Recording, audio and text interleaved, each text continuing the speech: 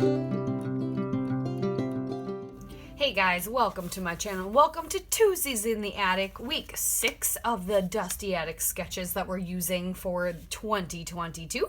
I had mentioned before, this is kind of the last round of sketches for them. They hadn't, Jen Hedger hasn't created any more after this round that she made, and I think they were 2020. So we are doing these sketches. I'm going to change the sketch up just a tiny bit. So the sketch has the large photo and the 4 smaller ones. I want to start scrapbooking some of my 2014 photos, and I thought these ones would work really well. But I'm going to have one larger photo and 3 smaller ones. But it'll still get the same feel of the sketch. My smaller photos will be a little bit larger, which is kind of nice. And then I thought, even though I kind of was setting this collection, or what is left of it, aside for my Stash Smash Saturday series, which you will see this Saturday, I have this one 12x12 left of Days of Splendor from Pinkfresh. I think my all-time favorite collection from Pinkfresh Studio that they've ever had. One 12x12. And I wanted to use this because the colors in his shirt, he's got like this minty aqua green stripe with the dark blue stripe, and it matches so well. So this is going to be my background paper. I'm going to use a few of these scraps, and then we'll dig through. I have a very large stash of Pinkfresh Studio, and one thing about all their collections is a lot of them have similar colors because they make inks and everything that people want to use across the board. So they have a lot of similar colors that you can use amongst different collections. So I'm going to dig through and see what else I can find for all those other layers that are in this sketch, which there's a lot. There's a ton of embellishments left from this collection, so I plan on making some big embellishment clusters, so we'll be doing that as well. And I think some of the ephemera pieces might be pretty big too, so we might be able to layer behind the photos as well with that. So that being said, let's get started. So I had a panic moment when I was doing this voiceover, or when I was doing this video, because at first I did not have the footage. Like, it just wasn't showing up, and I was kind of freaking out about that. It was really weird, but it did show up, so I'm glad it's here. I don't have to worry about that. Anywho, yeah. So we've got just a bunch of paper. So I went through my Pinkfresh stash and I rated the 6x6 pads and grabbed a couple different papers from there. That white, there's a white paper with, like, it always reminds me of wheat on there, a darker blue turquoise paper, and then like a fiery red dahlia print that kind of matches the red coral color that's in this background paper. And then I have that piece with the stripe and the corner that is that, like, that peachy color. And then I found another 12x12. I don't remember what all these collections are from, but they're all from ones since 2018, I think. And then another, like, peachy colored one that has kind of a graphic, like, triangle line print thing on it. Nah, I'm not making any sense. I went and grabbed from my stash a colored cardstock that also kind of matches that corally color. They're all very similar colors. I don't end up having anything that matches exactly, but it works out fine because then I have similar things at least, and I can make them look similar. They're not matchy, but it's good enough that it not a big deal.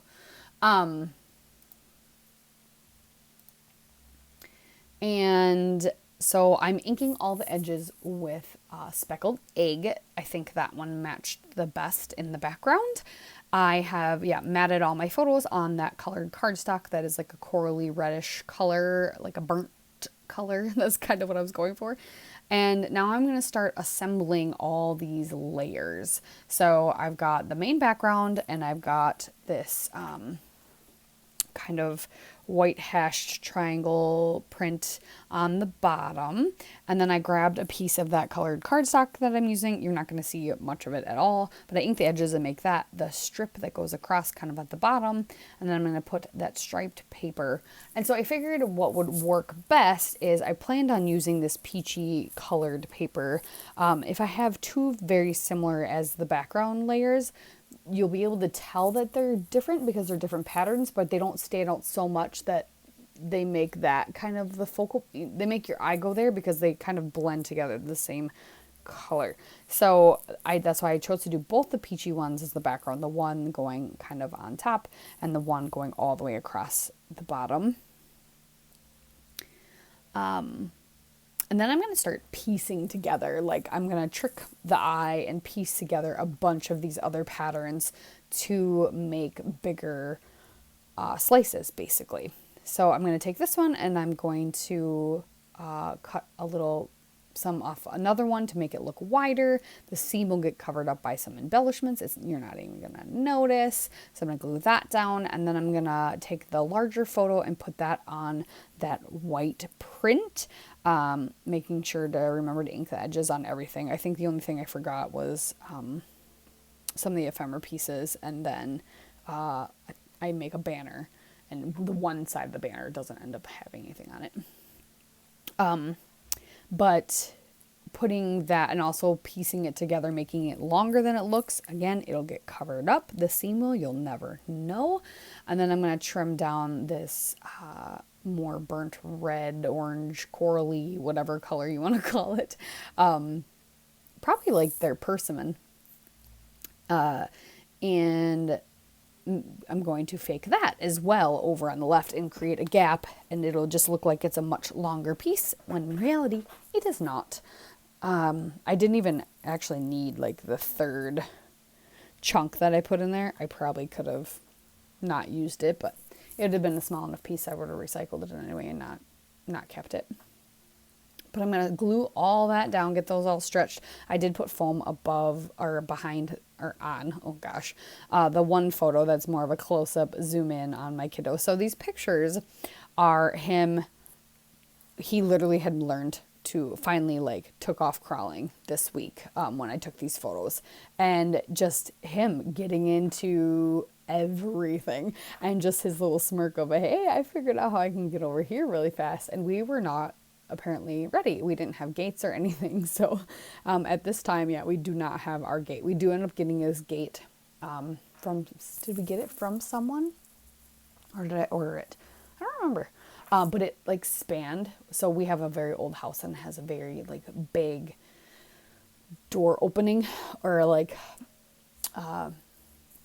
opening between the living room and dining room. And it actually spanned that whole thing, so we could keep him in the living room because then our stairs for our going up the stairs went right into the living room. So then I was able to keep him in the living room because my husband built custom gates for us for the bottom of our stairs and the top of our stairs and the top of our stairs to the basement. So we were able to have a gate at the bottom and then this giant net gate that looked a lot like a dog kennel, except for it was made of fabric that spanned the opening of between our living room and dining room. So that was after this. But yes, he was getting into everything. So I just love this photo that I accentuated. I put a little bit of pattern paper behind it. I had played with some other pattern paper and then decided not to. You probably saw that. And I like just having a little peek. So now I grabbed all the embellishments. When I went into the embellishments, I found this piece of paper that I really liked that brought more of that light minty green from the background to the front. And that way it kind of ties those colors all together. So I'm going to make a banner out of that, and then I'll cut a tiny bit and put it over onto the left behind that kind of accentuated photo that I really, really love. And then just grab a bunch of embellishments and start putting them all over. I don't have big clusters. I don't make a ton of big clusters unless I'm doing florals or I have things specifically that'll go. I just have a bunch of little things. I guess I could have tucked tags and things. There's tons of tags and that kind of things and other big journaling ephemera pieces in this collection. But I already have all these layers. I kind of wanted just bits and pieces now going into those cluster areas.